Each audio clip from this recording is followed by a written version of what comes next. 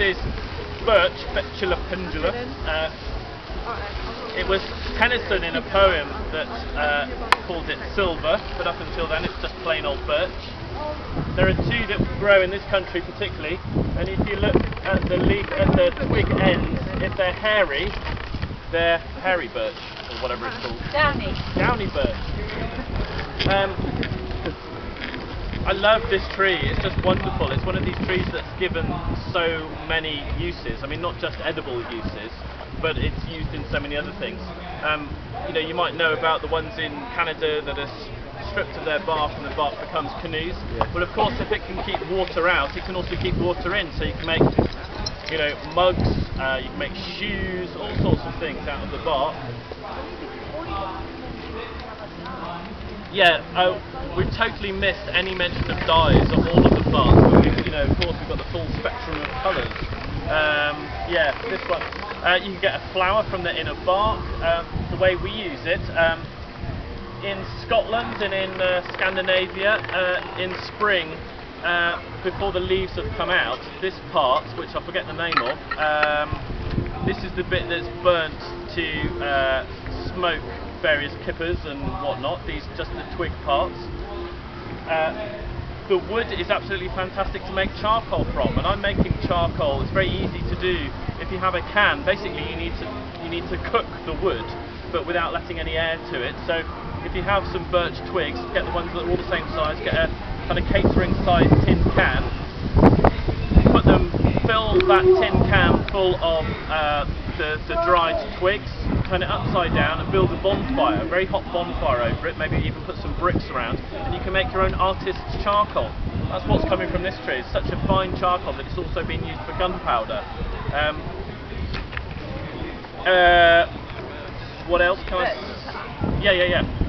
I was just thinking of other things before getting to the headline. The birch sap. So in the spring, you want a tree twice as big as this, and you can tap it for sap.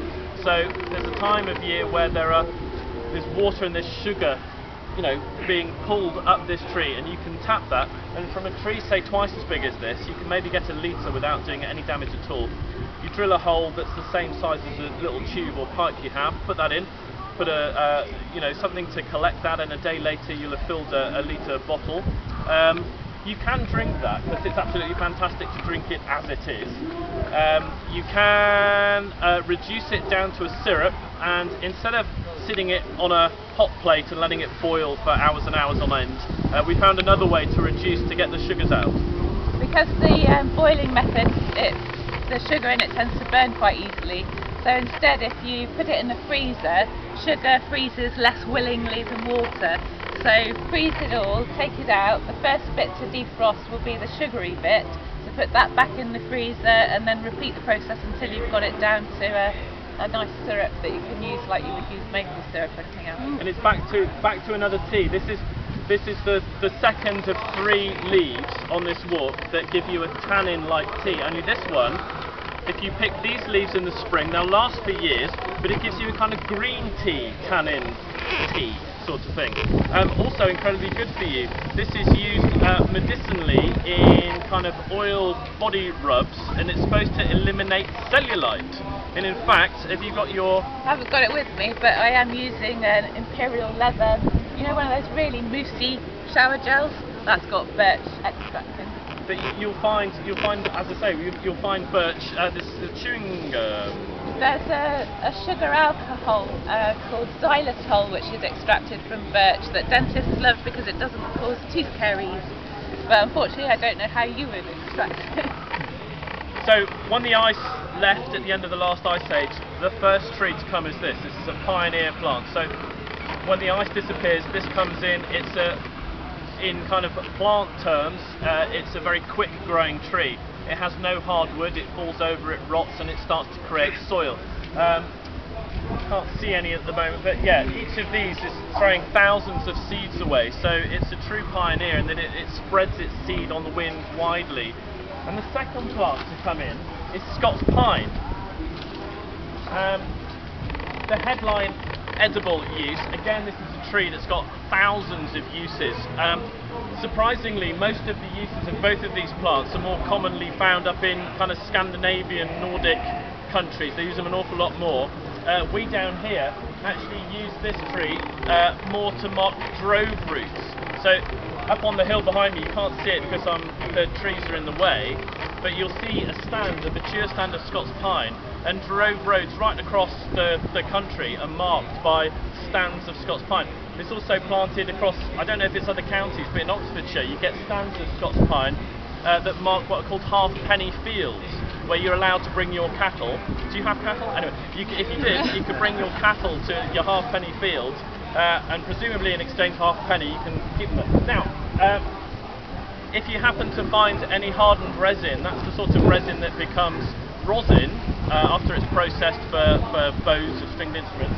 But you can also chew it, or it has been used as a kind of to relieve sore throats, just chewing the resin.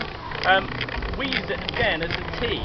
Now, this tea is otherwise known as the kind of Walker's Lucasade. You can make a tea which will actually increase your energy, and what it's doing herbally, its herbal action, is to actually increase the testosterone in your body. So you get some hot water, you leave this in the water for maybe 20 minutes, and you've got a tea which will actually increase your energy. You don't need to be a man to have testosterone increased in your body. And if you're lagging on a walk, find Scots pine to pick some of these off.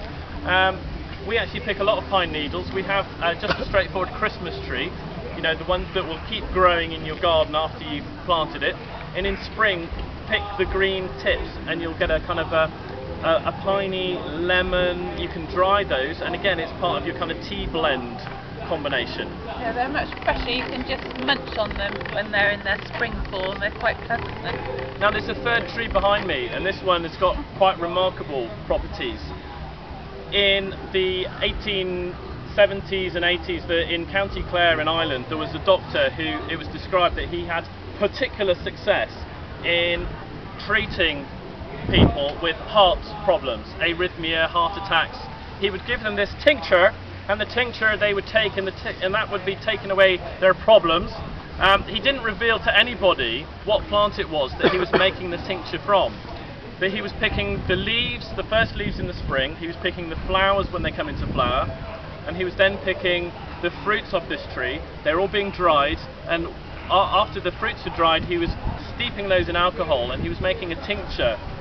Now after he died, his daughter revealed the secret that the plant is this one over here. This is hawthorn.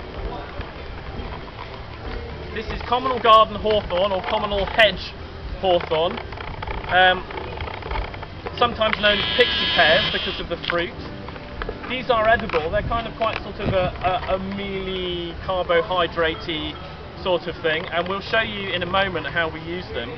But again, I'll just speak for myself. I have a mild arrhythmia, which is sort of based on stress and too much caffeine and whatever. And I have a store of this, and I would drink tea made out of the same 3 ingredients. Who knows this tree as bread and cheese? Alternative name is bread and cheese. Yeah. In the spring, do honestly remember to try the leaves. They're absolutely wonderful, really tasty. Nutty, aren't they? They're nutty. We make a ketchup. One thing about the flowers though of this is that the flowers aren't particularly sweet, so if you pick those for a tea blend, don't expect a really lovely sweet, because the flowers of hawthorn have evolved not to give a sweet scent to attract bees. They actually give the scent of rotting corpses because they want to attract carrion flies, to pollinate. So there's loads of folklore about never ever bringing hawthorn into the house, and we kind of wonder whether it's based on this sort of smell. In fact, in Wales, where we come from, the name of it in Welsh, which I will not even give a stab at, translated straight into English, is flower deaf mother. So if you want to kill your mum, pick us some hawthorn flowers. Which is funny actually, because in Glastonbury there's a bifloral hawthorn. It flowers at Christmas and at Easter, so of course it's the one that Joseph of Arimathea planted with his staff. It was actually cut down in the Reformation, and they've since replanted it. But there are occasional strains of hawthorn that flower twice, and of course you get the kind of Christian, association. In front of us we have hawk ketchup. Let's cut to the tasting. This is whole ketchup Mark II. Mark II. We process these and turn them into a ketchup, which you will find over here.